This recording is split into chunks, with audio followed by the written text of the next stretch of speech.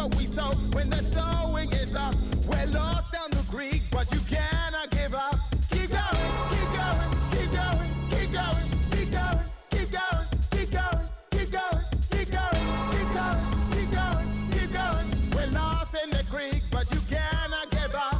Listen, I beg you, a concept of shaking. Who's making our music? Our voices are breaking. We posted the truth, but post truth as you faking. No clicking, no clouding. I grow cause I'm brave. No money to travel, our visas are taken. The dowdy delinquent, but suited and faking. Administer life, but it won't stop the fire. Who said I won't breathe? Send me down with the choir. Keep going, keep going, keep going, keep going, keep going, keep going, keep going, keep going, keep going, keep going, keep going, keep going. And now it's so bleak, but you cannot give up. No way, no way, no way, no way, no way, no way. And now it's so bleak, but you cannot give up. Keep going, keep going, keep going, keep going, keep going, keep going, keep going, keep going, keep going, keep going, keep going, keep going. And now it's so bleak, so come on, just change the world, change the world, just change the world, change the world, just change the world, change the world, just change the world, change the world, just change the world, just change the world, change the world, just change the world, just change the world, change the world, just change. Keep going, keep going, keep going, keep going, keep going, keep going, keep going, keep going, keep going. I knew it, you do it, I knew it, you do it, you do it. Just change the world, just change the world. You do, you do, you do, you do, you do, you do, you do. Just change the world, just change the world.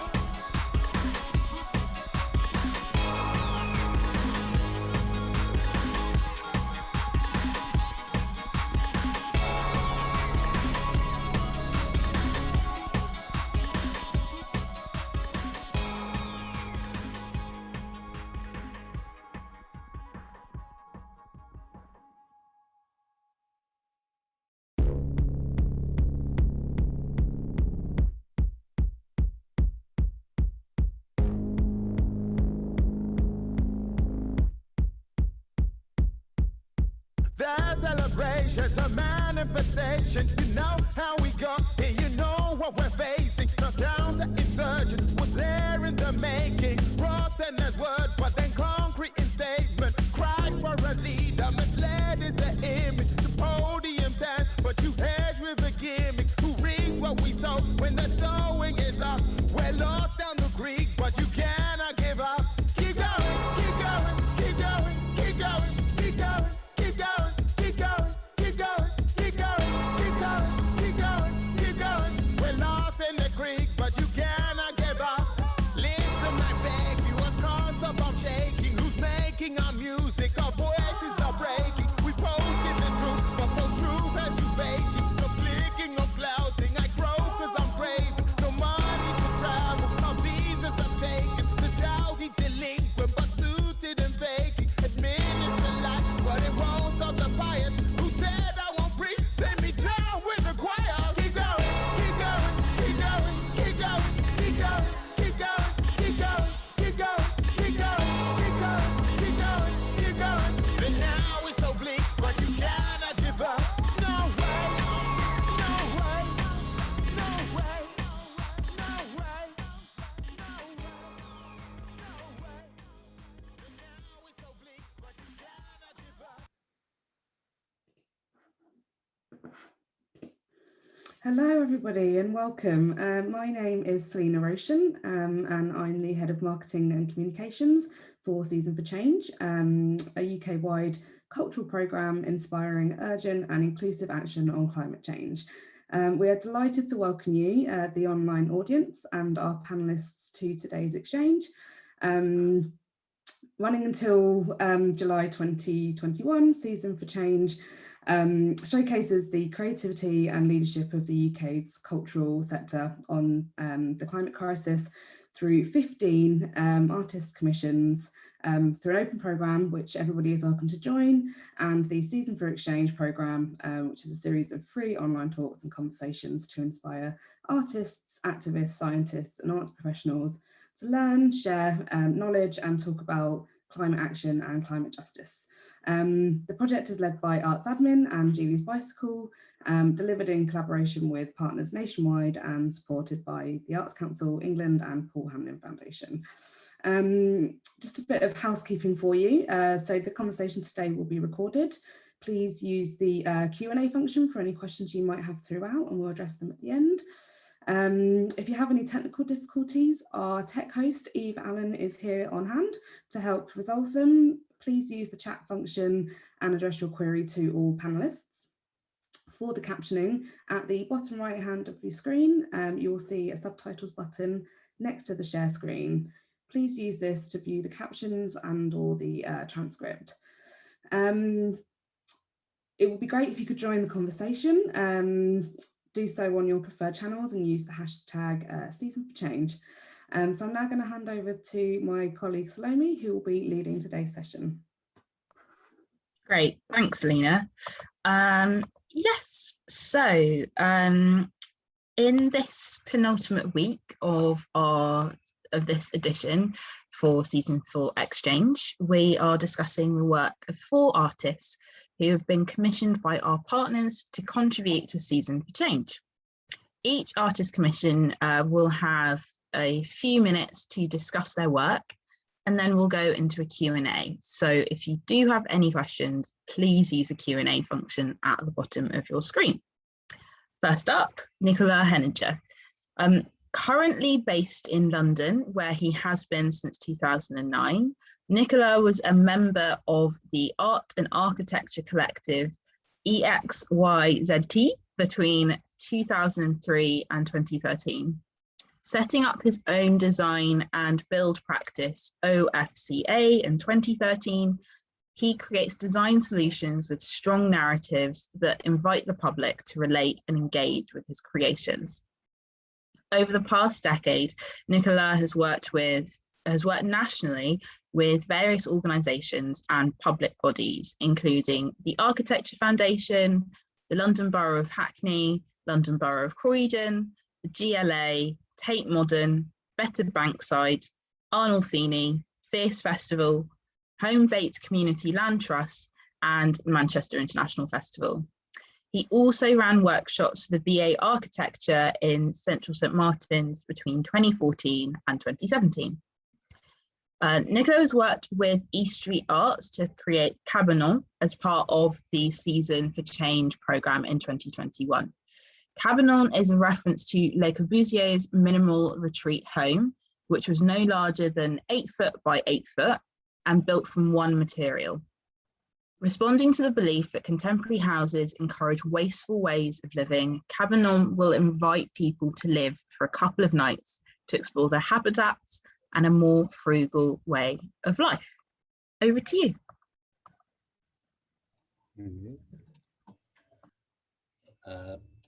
Yeah. Hi everyone. I will just quickly share my screen and get a few images running in the background.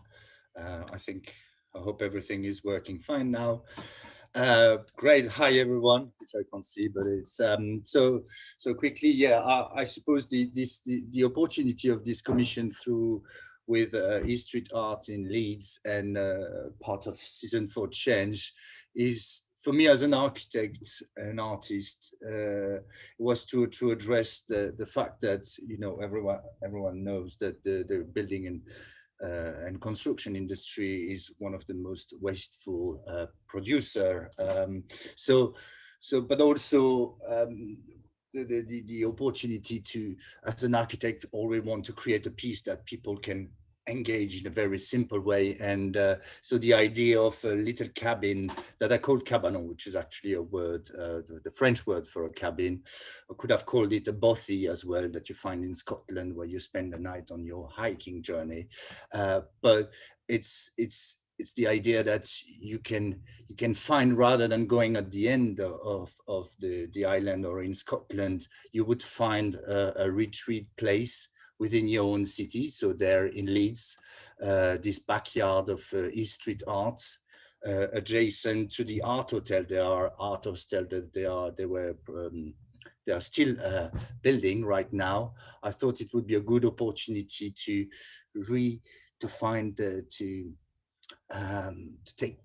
take advantage of this secluded backyard and provide a place for the community to come and book one night or a couple of nights, which is now operating and running.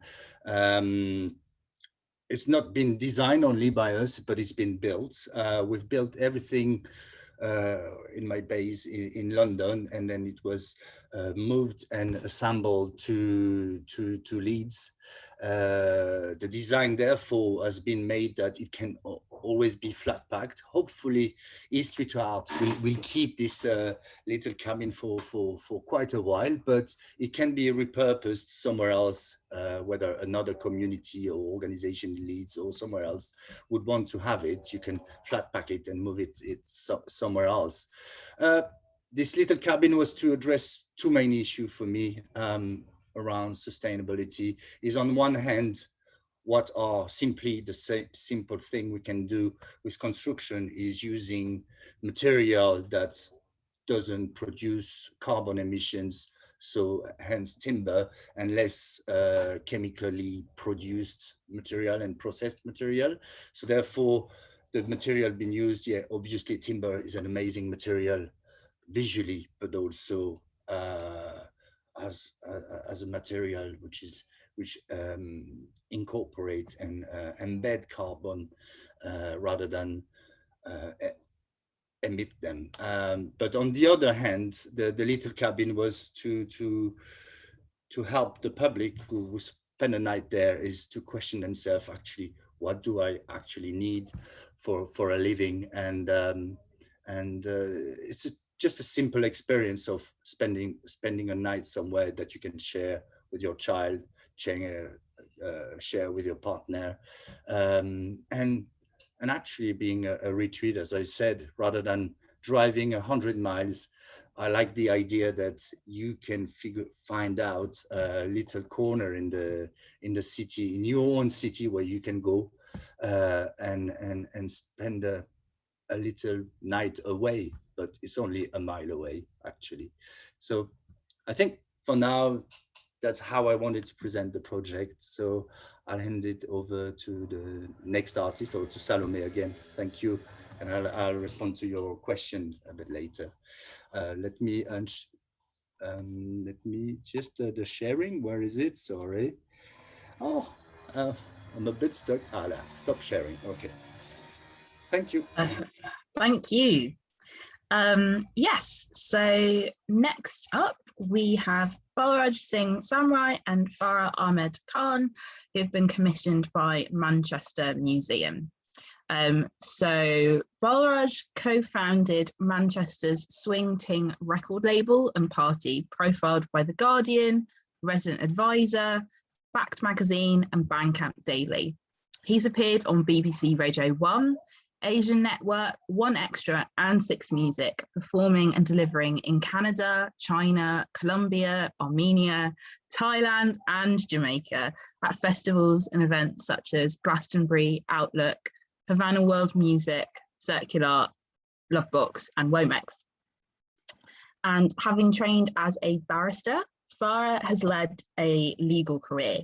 Her transition into the humanitarian sector has taken her to refugee camps and communities across the globe, where she's gained further deep-rooted exposure to arts, culture, and heritage. Farah uses her experiences to write, perform, empower, and educate across a multitude of educational platforms. She is a globally exhibited freelance artist and has commissioned several pieces in multiple languages. In 2020, Balraj Singh Samrai and Farah Ahmed Khan began collaborating alongside a host of talent, including Asian Dub Foundation's Pandit G, renowned tabla player Vikash Sankadecha, as well as Gavsborg and Shanique Marie of acclaimed Jamaican collective Equinox on I Should Have Hugged You Tighter When We Last Met. Oh, what a joy.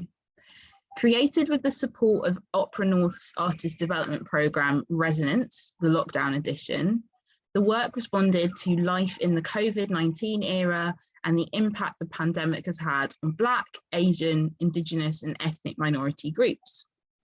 Planet People Power was commissioned by Manchester Museum. It explores South Asian diaspora experience and action in relation to climate change, touching on intersectional environmentalism, environmental inequality, and ecological interconnectedness between Manchester and the global south. Let you go. Okay, thanks for that intro, and thanks for everyone who's joining today as well. So I'm just going to share a little bit of just a few images just to go alongside with our work here. So yes, as we were just introed with so our work is Planet People Power, and this is just a little summary of some of Farah's work. I know it was summarized just there as well, but just in terms of your past work, Farah, as well, I don't know if you want to add anything else there. Thank you. I think just because we're mindful on time, a lot of this was included in the introduction, which thank you, it was such a lovely introduction. So I think if we move on to the yeah, sure. So this is just a little bit likewise of some of the stuff that we have done. So, and also that was mentioned as well, we did a work, I Should Have Hugged You Tighter, oh, what a joy, last year, which was supported by Opera North, and which really led into this work that we're doing here with yourselves, Season for Change. It's this work kind of explored the impact of COVID on particularly on communities of colour, and you know, maybe sort of just offering kind of a message of solidarity, really, of what we were going through. And Farah really kind of caught the moment. And for this next work we wanted to do, we really just wanted to touch on, I guess, the interrelatedness, as Salome said as well, of some of those issues around anti-racism and ecology, which isn't always something that people always kind of make reference to necessarily. So there are a few images that I've just got here that I guess it's just like a bit of a mood board of some of the things that we've been discussing. And so, for example, the farmers' protests in India that have kind of been going on in the last sort of like 8 to 9 months or so have been quite, you know, an inspiration, I guess, in a way, in terms of the movement that's kind of happening there and the way it's bringing people together and the way it's connected to kind of global capitalism and agriculture. And the image there in the middle is also Leicester, the boohoo workers that were kind of being exploited in the UK as well. So a lot of those also kind of South Asian diaspora. And Bangladesh is another country that connects kind of directly with community in Manchester in the UK too, just on the right, who, you know, they have links with, say, the Rana Plaza 2013 fire, which kind of led to a lot of deaths of garment workers, and there's still connections with COVID as well, and with our own community, because a lot of orders were cancelled because there was less demand for clothing. So, and another kind of example just at the bottom is so banks as well continuing to invest in kind of non-renewable energy. However, there are some kind of banks that, you know, because I think a big part of our work is we really want to try and open people's eyes a little bit in our own communities who maybe don't always connect these issues, as we said before, together. So those issues around your own impact, because they're already going through a struggle in their own lives. There's already a lot of poverty in the community.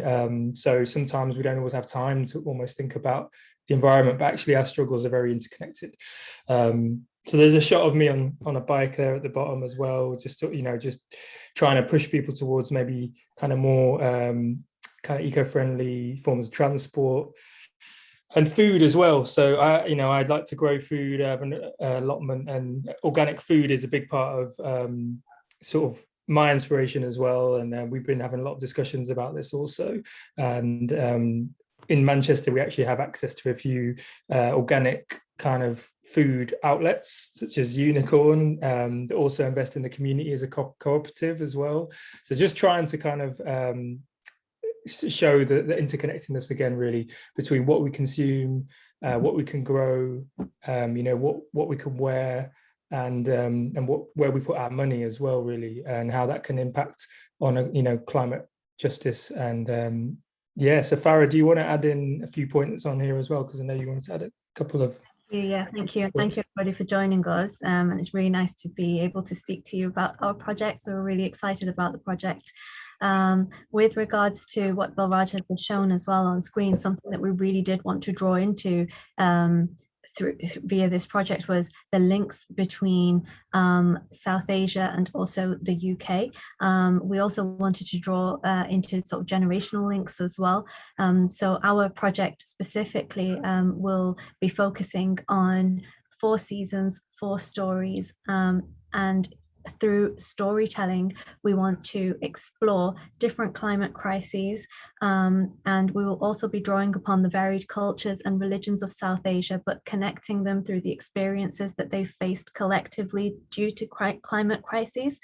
And each season, so our project will be split into 4 parts. Each season explores a different natural disaster. So we will have the opportunity to sort of compare natural lands from how they are today to how they used to be a few generations back. And the reason that there will be a focus on storytelling is because we also want to draw upon comparisons that between stories that, for example, grandparents may be telling their children. So through the narration of different stories, we really want to put a message out there to emphasize how much climate crisis is causing huge global impacts. And each story will be narrated by an elder, allowing today's generation to, again, draw a comparison between the growing effects of climate crisis. Yes, and really through the medium of music and sound for us, and sort of verses and storytelling is we feel like it's quite an accessible form that we could sort of use to, you know, maybe get into schools and education. We have links in these places. My own work as well as like a DJ and producer, like so within radio and media. So we can kind of touch on, you know, trying to really get it out to young people and kind of intersectional audiences in that kind of way, I think, really. So we've spent we've spent a very long time researching and conceptualizing, but all of our research is also being compiled into an extension of this work, which will be presented in the form of a research document or an anthology or a research pack, something that allows children and school children to be something that allows them to access the information that we had access to prior to creating this piece. So when you look at the finalized piece, it will be an audiovisual piece of art, but it's much deeper than that. And that's what the message that we really want to get across with this piece as well. You know, climate crisis is not something that we can continue ignoring. This is something that we have to act upon now, and all of us have to be collective in that effort. And our main aim really is to re-energize the discussion and to make climate crisis, to make this discussion something cool, something engaging, and something that is attractive for school children to come into and to take note of.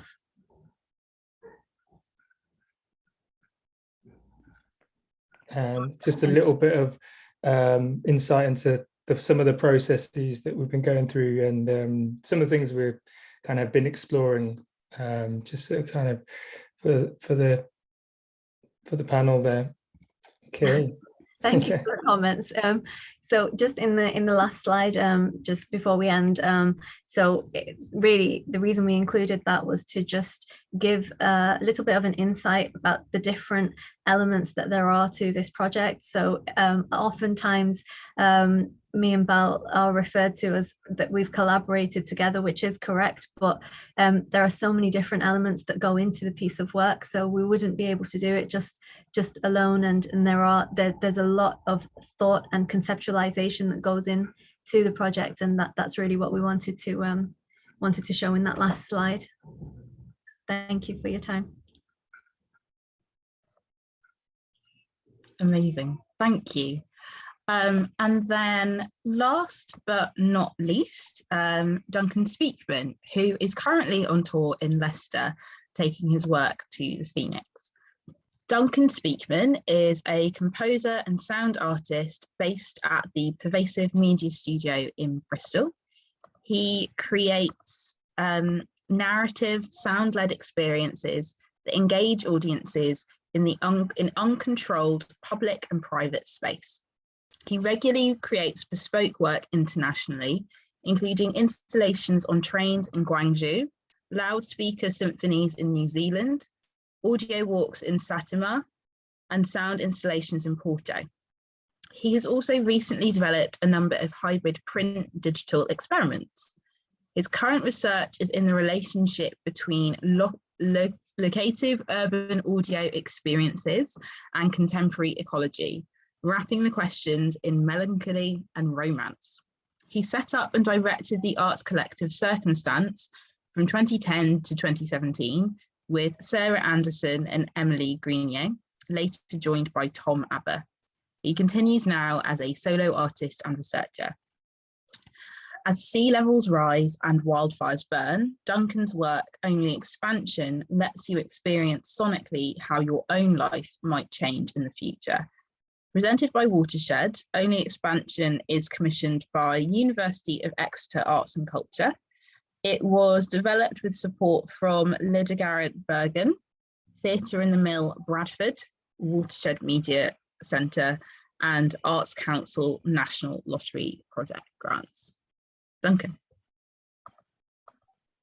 Hi, that's everything. I think you've done it all for me. Yeah, I'm Duncan Speakman. I'm going to quickly try and describe a project that's very hard to do because there aren't any pictures, but it's a lot smaller and simpler project than the richness of things we've seen so far. So to put it in context, I've been making audio walks for a long time. Pieces that get people to move through quite often urban, uncontrolled environments. They're not history or information walks. They're usually quite reflective and quite led by music. And one thing that always happened for me was I found that people sort of developed a really deep engagement with place through doing them both physically and visually. But in recent years, I started to make work that was bringing them narratives and stories of different forms of climate collapse from other places around the world. And what I realized very quickly was that in doing these kind of walks, I was actually isolating them from their immediate sonic environment. So while I was getting people to engage with where they were, think about how that might change over time, they weren't hearing the world. So I made this piece, Only Expansion. And so just to describe what happens in the work, you'll give it, I will actually share some pictures of it, although it's obviously as a sound piece, it's not very interesting. So it's a custom made box. You get a pair of headphones and there are a pair of microphones on the outside, and you get a guidebook. And the way the piece works is it's just checking here. The way the piece works is that the guidebook doesn't give you a fixed route. It gives you prompts, suggestions of ways to explore the city. As you're walking, initially you hear music, a sort of musical score, and you begin to hear field recordings of climate change in other places. And then slowly the microphones turn on and you begin to hear where you're actually, what's happening around you. And then the software slowly starts manipulating that sound around you to simulate how your environment might change in the future. So for example, you might start hearing field recordings of rising sea levels. And as that's happening, the sound of cars and people around you suddenly become submerged and echoey, as if they're kind of drowning and you're living in this kind of drowned future. And this happens in different ways throughout the piece, through fire and forests. Importantly, the thing I guess I want to say about it is this: there were two main things in this work that I wanted people to experience. One was this sense of entanglement, and one was a kind of viscerality. So the entanglement comes from this idea for me that speaks to a lot of ideas that come from people like Karen Barad and Donna Haraway. This idea that there's interaction between things, that you've got in a soundscape. You're never just listening to a soundscape, you're always contributing to it. It's never just receptive. Everything you do, your heartbeat, the rustle of your clothes, all those things are contributing to it. So I wanted to make that part of the work, to kind of speak to this idea of how wrapped up we are with our environments, and actually give you a very tactile experience of that. And the second thing was the viscerality of it. There's a lot of amazing work that tries to capture the beauty of things that we might be losing, sort of speaks to idealized notions of nature. And as someone who grew up in the 80s under the sort of threat of nuclear war, I was always struck by the horror that we were shown of the outcome of nuclear war. And the films and books were always showing us how bad things would be. So I kind of wanted to tap into that with this. And so it does use quite intense sound and music at points to try and speak to that kind of horror of what we might be facing. So it's a really cheery piece. And as such, I always kind of refer to it with this image, which was after the car fire in Northern California. This is what was left of a forest there. And I guess I'm, with the aesthetic of the sound, I'm trying to kind of evoke this kind of thing. I'm going to stop there. Amazing. Thank you so much. And thank you to everyone. For this next section, I've got a few questions as prompts, and then we'll open it up. So if anyone has any Q&As, please do, drop them in. So the first question is, what was the main thing you learned during your creative process? And yeah, do you want to start backwards? So start with Duncan. What's the main thing you've learned so far?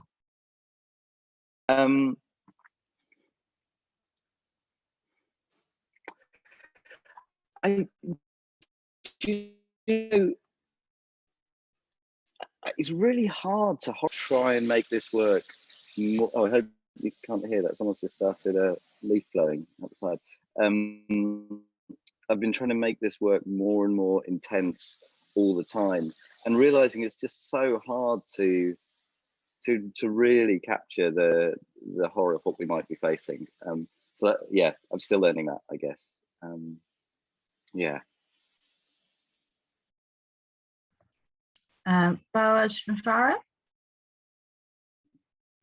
Hey, Farah, you want to go first? Sorry. I think probably the hardest lesson that I learned, and probably the main thing, is that you really have to, as an artist, allow yourself to be vulnerable in order to create the art. And as somebody who has a background as a barrister and then going into refugee camps, I was almost so used to having this exterior, this poker face, and no one can know what I'm feeling, and also this perfectionist syndrome. And I think where we were creating a piece of work that is multi-layered, so not only is it audiovisual, we're collaborating with lots of other artists, there's different languages, different cultures, different religions, all of that incorporated into this amazing melting pot, which is trying to advocate for something so important, which is the climate crisis. For me, I realized that I really have to allow myself to be vulnerable in order that my work is raw and it is real, and I'm delivering an impactful message, which is what my aim was. But that has been a really difficult journey. And again, Balraj, has been an amazing pillar of support, you know, and my team that I work with, to really help me along the way, where they read something and they're like, I'm not sure, you know, you're not being real here, you're not being you, this needs to be more impactful. So that's something that I would definitely say is the biggest thing I've learned. Yeah, no, definitely some crossover, I think, as well. My side, I think, for me, I think as still learning a lot, really. I guess particularly about the subject, and you know, sort of just been reading into things like, you know, people's Green New Deals, and you know, that interconnectedness of things that you might not have always known when you were growing up, really, and how it all kind of you know, kind of colonialism and imperialism and climate debt, and just trying to kind of make sense of that, really, and how it's going to kind of change. But then also, I guess, more on a creative side as well, just like kind of maybe giving a bit of headspace, because I think that maybe links in as well to everything we're trying to talk about as well. You know, you need to have good sort of mental health, really, and have capacity to create too, even if you're trying to create something impactful. And yeah, and collaboration, conversations, very key. But actually, I feel like the pandemic, strangely, is maybe, I feel like people are maybe a little bit more open to some of the things like Duncan was mentioning, like the you know, like the fires, and seeing that kind of like happening, say in Australia and California and places. It's kind of, it's opening that kind of conversation to kind of have that. So yeah, just collaboration and conversation, need to keep that kind of going. Just to sort of add to that as well, I think you raised such a good point about when there's certain factors that we are not as clued up about. You know, it's okay to not have all of the information, it's okay to not know everything about this, and this, you know, if we don't know, it's really about using our platform to allow other people to know that you don't have to know everything. It's a learning curve for all of us, including us. So yeah. Yeah, I have felt that also, just from, I mean, I started working on this project last March, and I'm still calling myself a climate novice, and I don't see that as a bad thing. Can sometimes help to communicate ideas, people that sit like slightly outside of these conversations. But yeah, Nicola, what have you learned? Yeah, I've learned many things, and I would say more confirmed things that I thought were important. And one of the things is, by doing this project and the joy of making this project, I thought that when we're carrying out a message to include more people into this climate challenge, our proposal needs to be joyful. So anyone can relate to, you know, that there should be these elements. On the other hand, I confirmed and that for me, what's important is that people are able to build their own environment, and through a little piece of architecture like that, a cabin, you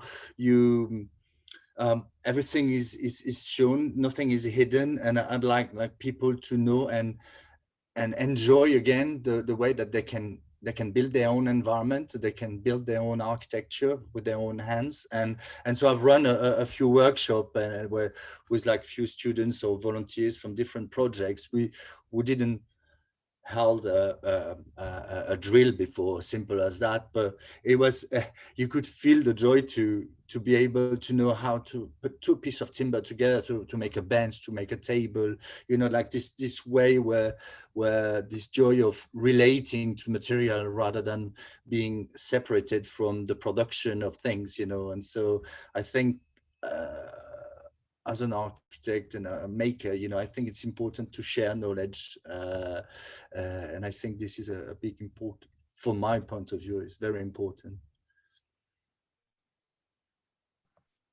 That's what I want to say. No, that sounds like such a valuable experience, and it is great holding a drill for the first time.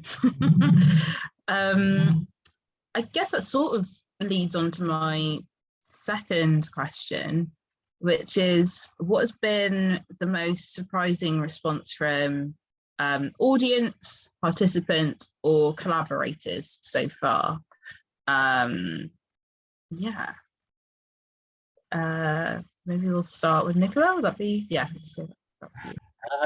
I've been actually in Leeds yesterday, so I didn't read the people. It's been like now 10 days since the people have booked like a night, and apparently they've got great feedback. To just enjoy it's very playful, you know. It's really an experience that everyone's still looking since you were a child, you know, like where do I sleep, you know, this idea, or when you want to sleep in your in a little tree house or something, you know, like this. So it creates this type of experience. So it's that's what I mean. It's a joyful experience that leads then being in relation with the simple material that is being used and the simple design that is expressed, and hopefully everyone's enjoying a sort of retreat, refuge feeling there. But I'll probably get more feedback by the end of the month. Yeah, amazing. I'm really jealous of, I think I know one person who stayed and seemed to have a really great time, and I wish that person was me. Duncan. Hi, I'm looking for a piece of response actually that came when someone tested the work. I can't find it word for word. There's two responses that really surprised me. One was someone saying at the end of it, they said, I've got new contempt for people I've never met. They had this sense of like walking through the city, describing this experience of sort of being really engaged with these ideas and just seeing everyone else around them just carrying on, just in a sort of busy commercial life, kind of engaged with stuff, and they were just like, how can you do this? I found that quite surprising. But the other one that I can't find word for word, which is sent me some notes they'd made themselves when they did the piece, and it was something along the lines of don't do more, be better, act now, something along those lines. And I was just really surprised about the sense of urgency. I was, you know, I'm not an activist. It's not, it's just because I'm not very good at it. So, you know, I'm an artist and I try and make these kind of reflective things. So it was really great, but also quite surprising to see someone so motivated through the work. And I think that for me, that felt really special, actually. I haven't seen that much in my work. Of course, I see it lots of other people's. Incredible. Yeah, call to action. And yeah, Balraj and Farah. Hey, so I guess with us, it's like we're gonna kind of get a reaction soon, you know, kind of. So it's kind of, but I was thinking more in terms of like, since we've been kind of on the journey of creating works like together and kind of collaborating, you know, because in a way, like I kind of, it's called fairly new direction for me, because I kind of came out of making, say, more electronic music that has a bit more of a maybe, let's say, like a bit more functional sort of purpose. So this is kind of, you know, I found there's a need and there is an audience who really sort of are really kind of up for this, for sort of stimulating kind of content and kind of like, you know, getting activated, I guess, really as well. And, you know, I'm not necessarily an activist before either. I'm just coming at it from a musical kind of background, but I've been on my own journey too. So, you know, I think particularly with I Should Have Hugged You Tighter, when we last met, that work there really sort of had like a really sort of great reaction, and kind of had support from people like, you know, BBC Six Music, and we released another work earlier this year that kind of had like support from One Extra and various other sort of worldwide stations and stuff. So it was kind of good to see that there is a sort of a space for it. And you know, I guess on a slightly more negative sort of side, I do find at times that like maybe there is a narrative that people want to run with sometimes in the press. So, I mean, I'll let Farah maybe jump in on that a little bit more. I feel like you can read what I'm about to say. I think so. I will actually start with that and then end on a positive. I think through the works that we've been working on thus far, two of the things that I've noticed that I've been really surprised by are that because I am female, there seems to be this presumption that I haven't co-produced or produced the piece of work, and also because I'm female, people seem to be very surprised when I tell them that I'm not only the vocalist on the track, but I've also written the track and conceptualized and researched prior to writing the track. So those are two things that really did surprise me prior to doing this kind of work. But as a participant myself in work like this, something that has really surprised me is going back to the project itself and that we are wanting to deliver for Season for Change. With so many different layers that we want to include, and the different aspects of culture, religion, and focusing on such a complex issue, I think something that has surprised me about myself is that I've realized that complexity is so beautiful.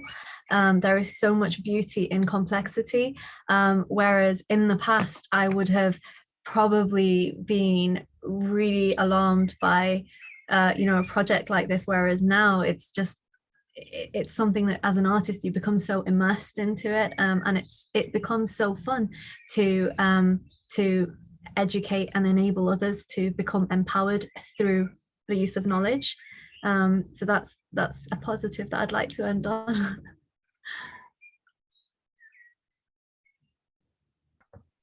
Embracing complexity, yeah, that feels like a really good one to have taken away. And another question that I have for all of the panelists is, whose approach do you admire who is working in a similar field? It could be currently still making or a strong influence elsewhere, but I feel like as artists you'll have drawn from a lot. So I'm thinking, who did I start with last time? I'm gonna mix it up. Yeah, actually I don't. Yeah, let's start with Duncan.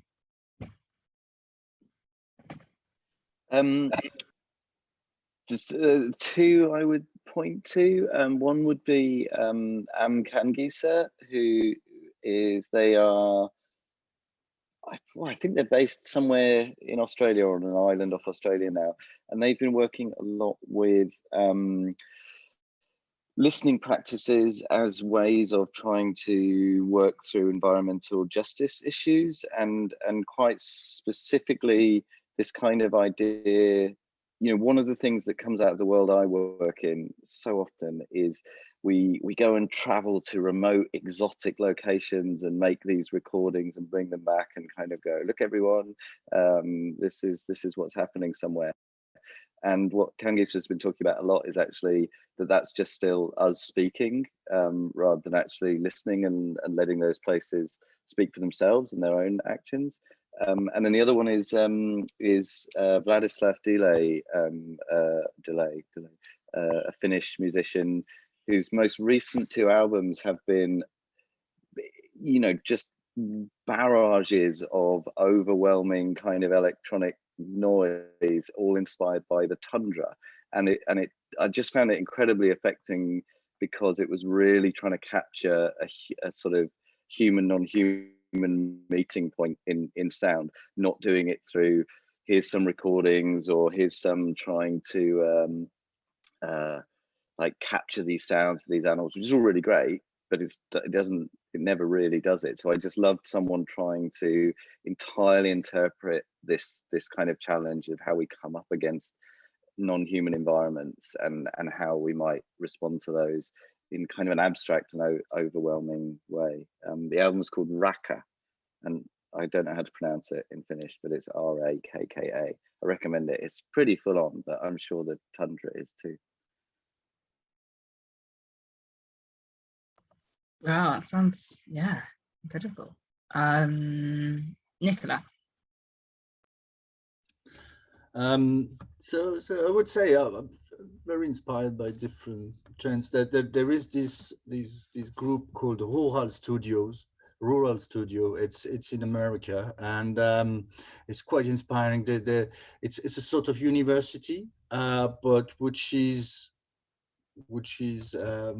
based in a rural environment, and working with a specific community and some student, and teaching them and sharing the knowledge how you work for a community in a specific environment, and help them to design and deliver the project which actually are useful. So it's a sort of commitment to engage with the reality of a situation, and that's really inspiring. And they've been running this sort of university for 30 years now, and it's a very, very successful one.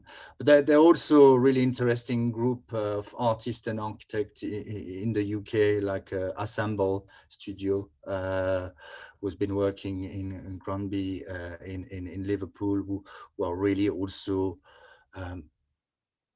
engage with that making and the fabrication of architecture, rather than only the design, and the materiality. And I think, talking about materiality, getting your hands on the material, which is the timber, the clay, also makes you close to the reality and to the question we need to face nowadays, rather than being remotely detached from fabrication of so complex material, which are energy consuming and everything. So it's great to re-engage with having your hands on the material. So yes, I'm inspired by all these people who are doing this.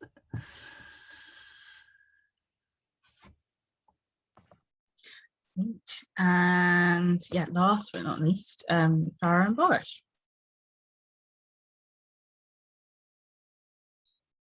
Thank you. I actually have a bit of a list, but I won't go into too much detail with them.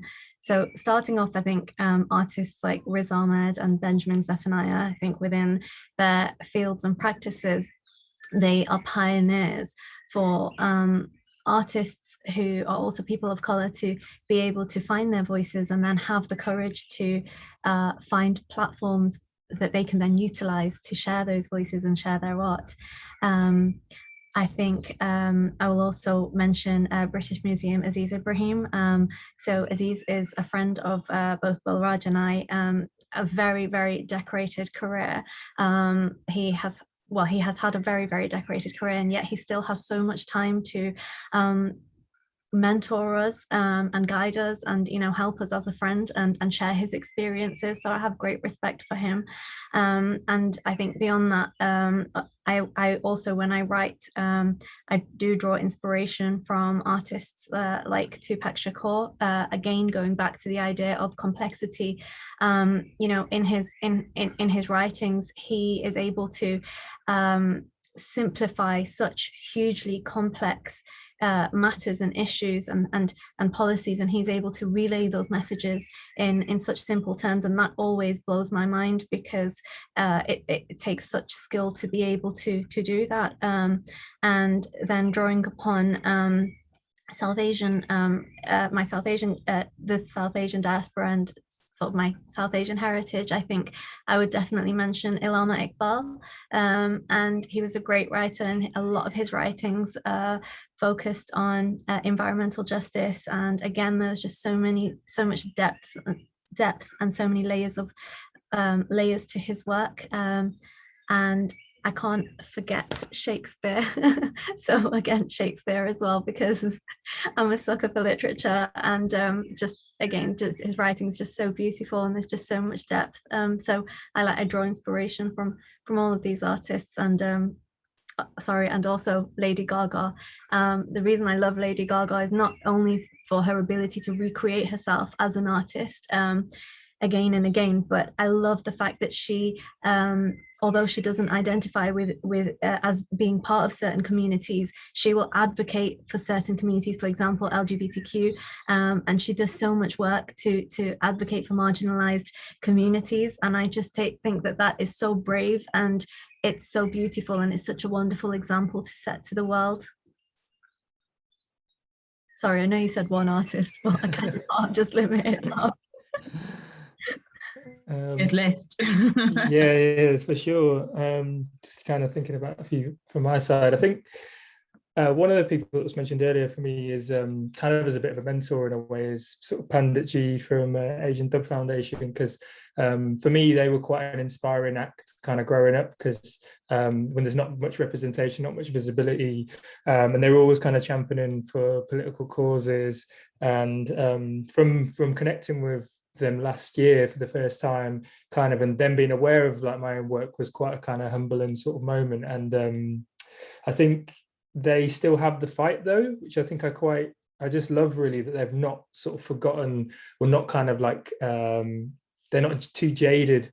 They still kind of want to take it to the people a little bit, which I kind of really rate. And another artist is someone, I guess, who's sort of someone I kind of maybe who's maybe complex as well in some ways, because I don't think they're necessarily like I mean, one of the things I think so MIA was an artist I was thinking of, and again that was because being very sort of vocal about like their Tamil kind of heritage, and speaking of the Tamil genocide during the Sri Lankan Civil War, and kind of bringing that into what was essentially like pop music, and kind of very accessible and catchy kind of music, and sort of kind of putting a message across to a younger generation, and sort of inspiring kind of a lot of people. And lastly, there's a collective called Daytimers that I'm kind of loosely affiliated with, who have just only started up in the last year, who are a group of South Asian musicians, artists, designers, photographers, and they're sort of like trying to defy the stereotype of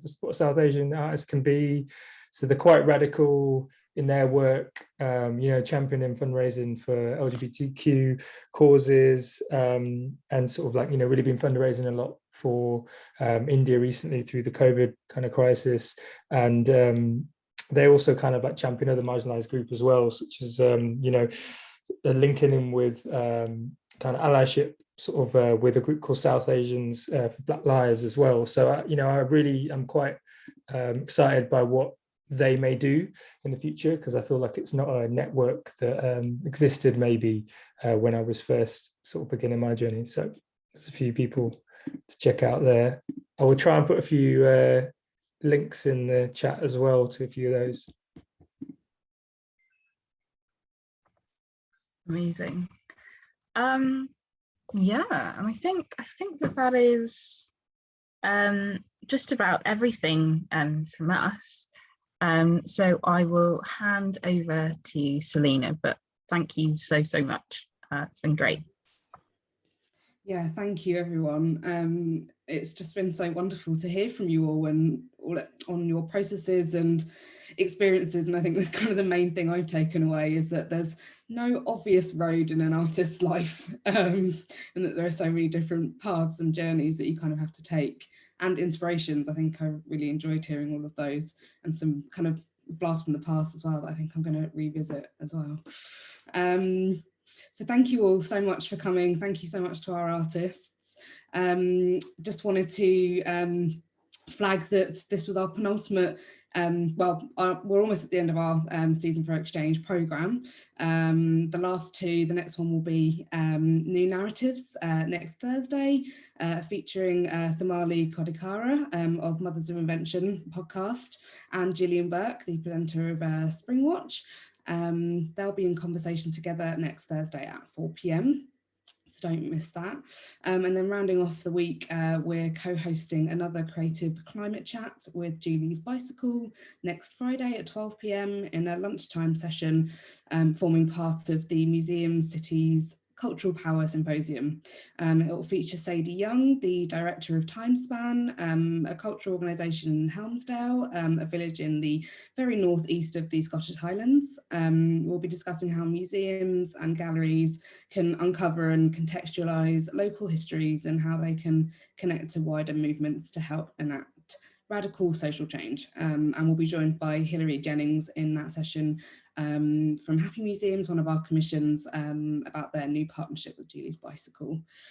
So thank you so much. That's all from us. We really appreciate you guys joining, and thank you again so much to our panelists. It was really fantastic. Thanks everyone. Bye. See ya.